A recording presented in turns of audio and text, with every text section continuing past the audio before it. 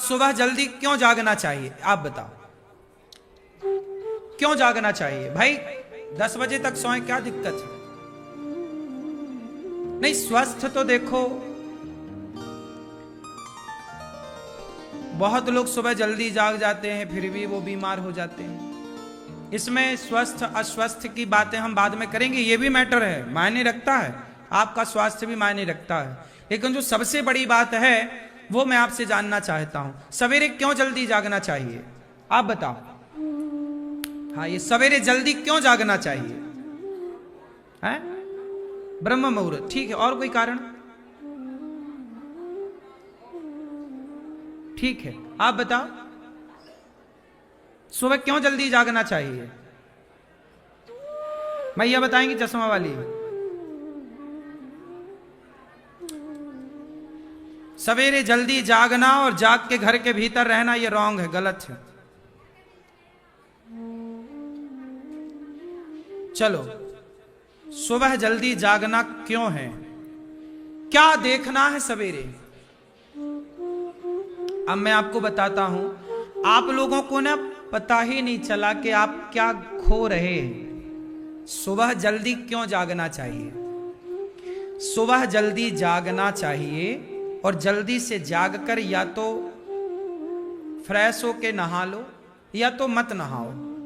आप बस एक काम करो, सुबह जल्दी जागकर नहा लो तो बहुत बढ़िया है, थोड़ा उगते हुए सूर्य को देखो, छत में बैठो, आंगन में बैठो, कुछ नहीं करना है, कुछ ध्यान नहीं करना, कुछ आपको ईश्वर का चिंतन नहीं करना, कुछ नहीं करना, केवल प्रकृति को निहारना है। क्या करना है? प्रकृति को टुकुर टुकुर देखना। क्या देखना है? सवेरे देखेंगे आप कि आकाश से पक्षियों के झुंड जा रहे होते हैं, बस आप उन्हें केवल देखो, कुछ मत करो, कोई ध्यान व्यान भी नहीं करना, केवल उड़ते हुए आकाश में जाके उन पक्षियों को देखो। मैं गारंटी लेता हूं, कागज में लिख कर देता हूं, आकाश में उड़ते हुए पक्षियों को जब सुबह सुबह आप देखेंगे, अपने आप उनको उड़ता हुआ देख आपकी होंठों पे अपने आप मुस्कान आ जाएगी, अपने आप खुशी से नाचने लग जाएंगे। हाँ या ना? दूसरा, उगते हुए सूर्य को देखिए, पहली किरण कोशिश करिए कि आपकी बॉडी पर पड़े, शरीर पर पड़े, खुली जगह पर, छत हो, आंगन हो, पार्क हो, देखो सूर्योदय को देखिए, बस ध्यान से देखिए सूर्य भगवान की ओर। वो लालिमा जो सूर्योदय के समय, सूर्योदय के पहले जो लालिमा नहीं छाती पूर्व दिशा की ओर, बस उस लालिमा को जी भर के देखिए, कुछ ना करिए, कोई ध्यान नहीं करना, केवल देखिए कि आपके लिए एक नई सुबह आ गई और ये नई सुबह आपको ये इशारा कर रही है कि आज की ये सुबह आपको प्रसन्नता से अच्छे काम करते हुए गुजारनी है। फिर पक्षियों को देखिए, सुबह सुबह आप देखेंगे कि चिड़िया चहक रही होती है, वो चिड़ियों का चहकना सुनो। आजकल जानते हो डिप्रेशन क्यों बढ़ा? सुबह क्यों जागना चाहिए, ये बात लोगों को पता ही नहीं है। मूल कारण है प्रकृति की सुंदरता सुबह ज्यादा होती है। हाँ या ना? हमारे बुजुर्गों ने कहावत कही है, शायद आप में से किसी को याद हो, सुबह की हवा लाखों की दवा। किस किस ने सुनी है ये कहावत? सुबह की हवा लाखों की, सुनी आपने? सुबह की हवा कैसी होती है? कैसी होती है? साफ। क्यों? क्योंकि शाम को सारी फैक्ट्रियां, लगभग 90% फैक्ट्रियां रात को बंद हो जाती हैं। रात भर में फैक्ट्रियों का जो गंदा धुआं है, आकाश में प्रदूषण है, वो बैठ जाता है। और सवेरे जाग कर जी भर के सांसें लीजिए गहरी गहरी, पूरी बॉडी को ऑक्सीजन दीजिए ताकि आप लंबे समय तक स्वस्थ रहें। पूरी बॉडी को ऑक्सीजन मिलना चाहिए, परफेक्ट सही ऑक्सीजन मिलना चाहिए। सवेरे लीजिए, खूब पीजिए, ऑक्सीजन पीजिए, पेट भर लीजिए अपना सवेरे के, पूरी बॉडी को सवेरे ऑक्सीजन साफ साफ दे दीजिए। फिर दिन भर सांसें तो चलती ही रहेंगी। आपने देखा होगा दिल्ली जैसे शहरों में कितना प्रदूषण है। डॉक्टर बताते हैं कि 15-20 सिगरेट पीने का जो प्रदूषण है वो बिना पिए आपको मिल रहा है। पर ऐसा इतना प्रदूषण है दिल्ली इत्यादि शहरों में कि 15 सिगरेट ना पीने वाला भी पीने के बराबर वो उसके फेफड़े वैसी काम कर रहे हैं जैसे सिगरेट 15 जैसे पी ली। अब तो हम नहीं पीते सिगरेट, लेकिन दिल्ली जाओ तो 15 सिगरेट पीने का नशा चढ़ जाएगा बिना ही फ्री में। ये बात सही है कि गलत है? इसलिए सुबह की हवा लाखों की, बीमार नहीं पड़ेंगे आप। दूसरा, जब प्रकृति को देखेंगे तो आप डिप्रेस नहीं होंगे। आज सबसे ज्यादा तनाव है, डिप्रेशन की बीमारियां हैं। क्यों? आदमी 8 बजे के पहले उठ ही नहीं रहा है। आज सुबह का मतलब है 10 बजे। 10 बज गए मतलब सुबह हो गई। सुबह हो गई मामू, चंदा मामू सो गए, सूरज चाचू जागे। पकड़ो पकड़ो यारो घड़ी के कांटे। सुबह मतलब 10 बजे, जबकि सुबह का मतलब है सूर्योदय के साथ पूर्व में। पहले जाग जाओ, थोड़ा सा धूप ले लो, थोड़ा टहल लो, थोड़ा पक्षियों को देख लो। हो सके तो वो सवेरे सवेरे पक्षी दाना लेने निकलते हैं, सवेरे सवेरे उन्हें छत में दाना डाल दो। सवेरे आपके पेड़ पौधे होंगे ना, वहां गिलहरी आपको मिल जाएगी। कौन मिलेगी? क्या मिलेगी? आप बस गिलहरी को देखो, उसे छेड़ो मत, उसे दाना डाल सको तो डालो। गिलहरी कितनी सुंदर है। गिलहरी जब खाती है ना, ऐसे दोनों हाथ से खाती है, ऐसे दोनों हाथ आगे करेगी, खाएगी। प्रकृति को देखो तो सही कि ईश्वर ने कितना सुंदर संसार बनाया है।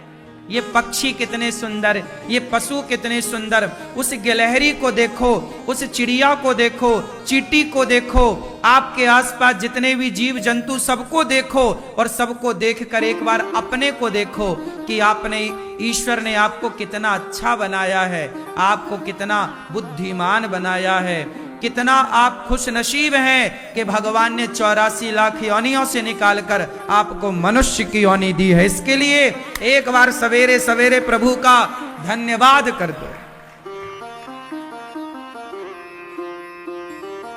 क्या कर दो ईश्वर को? एक बार भगवान की ओर फ्लाइंग किस दो। भगवान को धन्यवाद देने के लिए, प्रभु आपका धन्यवाद, आपके चरणों को हम चूमते हैं। हाँ या ना? नहीं? एक बार तो ईश्वर को धन्यवाद दो सवेरे सवेरे। इसके बाद फिर आप ये काम सारा नहा के करो तो परफेक्ट है। थोड़ा योग भी कर लो वहां बैठ के, यदि आप सूर्य नमस्कार की बार आसन कर पाओ। वरना फिर ये सब करके फिर आप नहाओ, आराम से नहाओ, कपड़े पहनो साफ सुथरे। सूर्य भगवान को 1 लोटा जल चढ़ाओ। क्या करो सूर्य भगवान को 1 लोटा? सूर्याय नमः, आदित्याय नमः, भौमाय नमः, खगाय नमः, मित्राय नमः, भास्कराय नमः। भगवान को 1 लोटा जल। तुम्हारा व्यापार कमजोर चल रहा है तो उस जल में थोड़ा सा रोली, कुमकुम मिलाओ, लाल केसर मिलाओ, तो आपका व्यापार रंगीन जल से अच्छा चलता है। रिश्तों में कोई गड़बड़ चल रही है, खटपट चल रही है, तो गुड़ मिला लो। तो गुड़ भी मिला लो और कुमकुम भी मिला लो। रंगीन जल हो और मीठा जल हो, वह जल सूर्य भगवान को चढ़ाओ तो रिश्तों में मिठास बनती है। पति पत्नी के झगड़ों में सुधार होता है मीठे जल चढ़ाने से। सूर्य भगवान को मीठा जल चढ़ाया करो, इससे झगड़ा नहीं होता, पति पत्नी का प्रेम बढ़ता है। तो दोनों जन ही चढ़ाया करो, दोनों जन चढ़ाओ। सूर्याय नमः, आदित्याय नमः। सूर्य भगवान को जल चढ़ाओ। सूर्य भगवान को जल चढ़ाते समय नीचे बाल्टी रख लेना चाहिए, गमला रख लेना चाहिए। क्यारी हो तो अच्छा है, थोड़ा ऊपर खड़े होके जल चढ़ाओ, ताकि वो पानी के छींटे आपके पांव में वापस ना आए। ठीक है, बाल्टी रख लो, चढ़ा के वो बाल्टी का जल फिर क्यारी में डाल दिया करो। आपको पता है जल चढ़ाने के बाद जो जल चढ़ा दिया, वो जो बचा हुआ जल ना, वो अपवित्र हो जाता है। हाँ या ना? जैसे आपने सूर्य भगवान को जल चढ़ाया, तो जो जल बचा वो जल कैसा है? वो अपवित्र जल हो गया। उस जल को आप तुलसी में भी मत डालिए, या फिर तुलसी के गमले में जल चढ़ाते हैं वो परफेक्ट है। बाद में चढ़ा करके वो जल बाद में मत डालिए। ऐसा है ना, जैसे हम आपके सिर पे जल डालें और जल डालने के बाद आपको पानी से नहवाएं और फिर जो पानी बचे उसी को फिर आपके ऊपर डाल दें, तो वो गंदा हो गया कि नहीं? ऐसे ही है ना। तो भगवान को, सूर्य भगवान को जल चढ़ाने के बाद जो जल बचता है वो अपवित्र हो जाता है। उसे फिर या फिर तुलसी में डायरेक्ट डालो, तुलसी पे चढ़ाते हुए सूर्याय नमः आदित्याय, है ना। छींटे पांव में ना आए, इसका ख्याल सबको रखना चाहिए।